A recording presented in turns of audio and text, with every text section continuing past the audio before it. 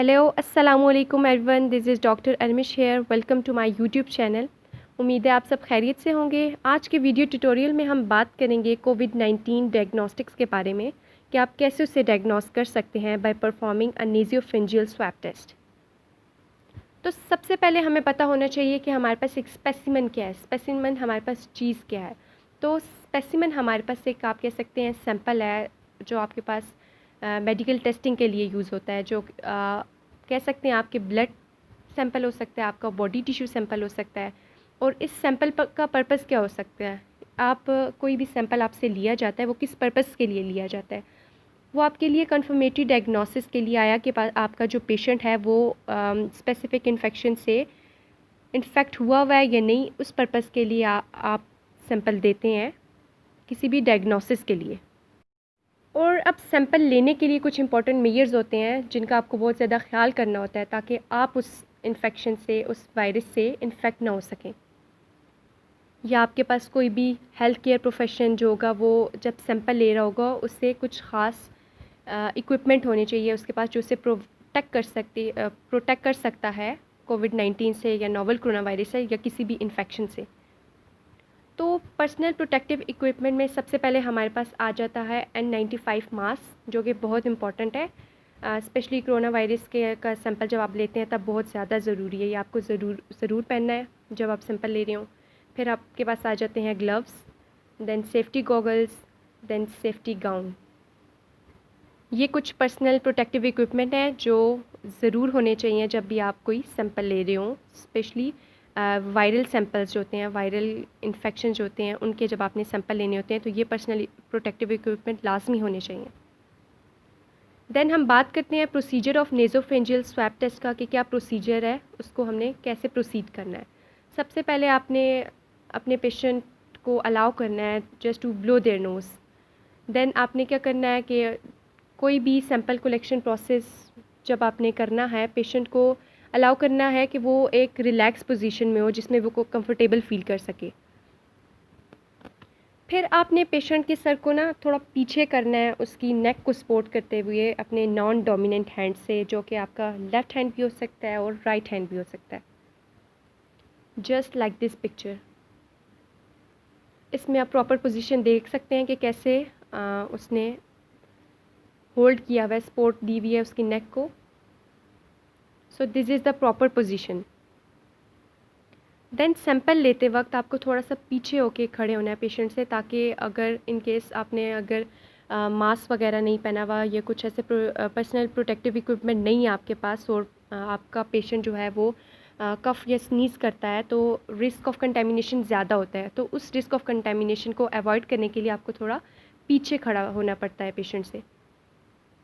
उसके अलावा जब आप सैंपल ले रहे हो तो अगर पॉसिबल है तो पेशेंट की आइज़ जो हैं वो क्लोज़ करवा दें, ठीक है। फिर उसके पोटेंशियल डिस्कम्फ़र्ट का बहुत ज़्यादा ख़्याल रखना है आपने कि वो जब वो बैठा हुआ है तो एक ठीक पोजीशन में बैठा हुआ कि नहीं बैठा हुआ। एक और चीज़ जिसका बहुत ज़्यादा हमने ख़्याल रखना है वो ये कि जब आपने सैंपल कलेक्ट करना है तो आपके स्टेराइल स्वैब्स होने चाहिए, जो कि आपके पास नेज़ोफेरेंजियल स्वैब टेस्ट के लिए यूज़ होते हैं। वो आर्टिफिशियल कॉटन स्वैब्स होते हैं, plastic swab, flexible plastic swabs लगे हुए होते हैं जिनके आगे। ये स्पेशल होते हैं जिनसे आप नेज़ोफेरेंजियल स्वैब टेस्ट कर सकते हैं।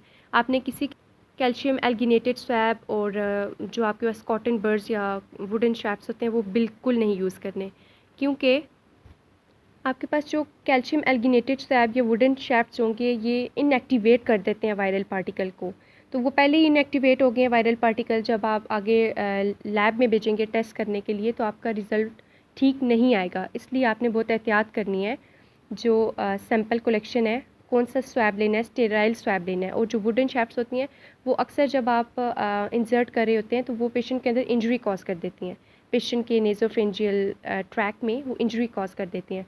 लिहाजा इसके लिए आपने बहुत ज़्यादा ख्याल रखना है। उसके अलावा आपने स्वैब को एक पेन की तरह पकड़ लेना है, ठीक है।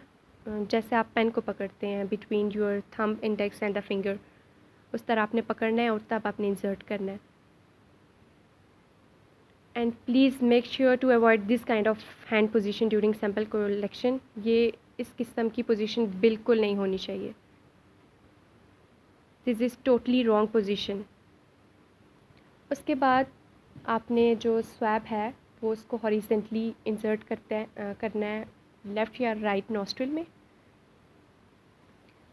उसके बाद बहुत एहतियात से आपने स्वैब को इंसर्ट करना है नॉस्ट्रिल में, ठीक है, एक कोर्स को मेंटेन करते हुए जो कि आपके नोज़ के सेप्टम और नोज़ की फ्लोर के बहुत करीब होगा। देन आपने मेक श्योर करना है कि आपका जो स्वैब है वो अपवर्ड मूव ना करे, ठीक है, बिल्कुल स्ट्रेट बैक जाना है। और जब आप डालेंगे स्वैब आपको एक रेजिस्टेंट फील होगी कि आपका जो स्वैब है वो पोस्टीरियर नेज़ोफेरिंक्स में रीच कर गया। जस्ट वॉच क्लोजली, आप देखें कैसी पोजीशन है। एग्जैक्टली आपको महसूस होगा कि आपका जो स्वैब है वो पोस्टीरियर नेज़ोफेरिंक्स में पहुंच गया है। और इसके अलावा जो डिस्टेंस होगा आपके स्वैब का आपके हैंड से वो ऑलमोस्ट 5 to 6 सेंटीमीटर या 2 इंचेस का होगा, ठीक है। अब इस पोजीशन पे जैसे ही आपके पोस्टीरियर नेज़ोफेरिंक्स पे आपका स्वैब पहुंच गया है, वहाँ पे आपने फ्यू सेकंड्स के लिए अपने स्वैब को छोड़ देना है, वहाँ पे ट्विस्ट करना है उसे और आराम से स्लोली एंड जेंटली उसे ट्विस्ट करना है। उसके बाद आराम से उसे बाहर निकाल लेना है और स्वैब कलेक्टिंग ट्यूब में उसे इंसर्ट कर देना है जहाँ पे आपके पास 2 to 3 viral transport media present होता है। फिर उसे आपने बंद कर लेना है और उसे लैब पहुंचा देना है एज़ क्विकली एज़ पॉसिबल। और आपका जो फिर टेस्ट ड्यूरेशन है वो it will almost take 24 hours के अंदर आपको टेस्ट रिज़ल्ट्स मिलना शुरू हो जाएंगे। तो गाइज़ ये था प्रोसीजर पूरा नेज़ोफेरिंजियल स्वैब टेस्ट का। अगर आपके पास कोई पेशेंट आता है which was suffering from novel corona virus और कोविड-19 तो आप इस टेस्ट के ज़रिए उसको डायग्नोस कर सकते हैं कोरोना वायरस को। ये फिगर आउट करेगा that either the patient is suffering from corona virus or not. So I hope आपको ये वीडियो अच्छी लगी होगी। If you like it please hit the like button and subscribe my channel. Stay tune, stay safe. अल्लाह हाफिज़।